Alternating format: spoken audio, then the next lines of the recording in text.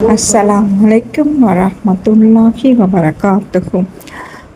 அளவற்ற அருளாளனும் நிகரற்ற அன்புடையோனும் ஆகிய ஏக இறைவனின் திருப்பெயரால் ஆரம்பம் செய்கிறேன்.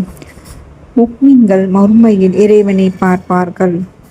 அல்லாஹ்வின் வசனங்களையும் அவனது சந்திப்பையும் மறுப்போர் எனது அருளில் நம்பிக்கை இழந்துவிட்டனர். அவர்களுக்கு துன்புறுத்தும் வேதனை உண்டு.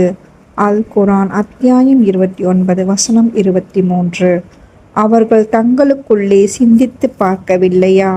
வானங்களையும் பூமியையும் அவற்றுக்கு இடைப்பட்டவற்றையும் தக்க காரணத்துடனும் குறிப்பிட்ட காலக்கெடுவுடனும் அல்லாஹ் படைத்திருக்கிறான். மனிதர்களில் அதிகமானோர் தமது இறைவனின் சந்திப்பை மறுப்பவர்கள். அல் குர்ஆன் அத்தியாயம் 30 வசனம் 8. அவனை அவர்கள் சந்திக்கும் நாளில் அவர்களின் காணிக்கை சலாம் என்பதாகும்.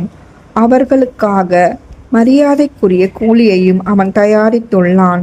அல் குர்ஆன் அத்தியாயம் 33 வசனம் 44.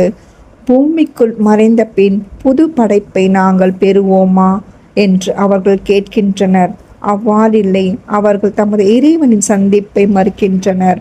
அல் குர்ஆன் அத்தியாயம் 32 வசனம் 10. கவனத்தில் கொள்க, அவர்கள் தமது இறைவனை சந்திப்பதில் சந்தேகத்திலேயே உள்ளனர். கவனத்தில் கொள்க, அவன் ஒவ்வொரு பொருளையும் முழுமையாக அறிபவன். அல் குர்ஆன் அத்தியாயம் 41 வசனம் 54. ஜஸாக்கல்லாஹு கைரன் கஸீரா.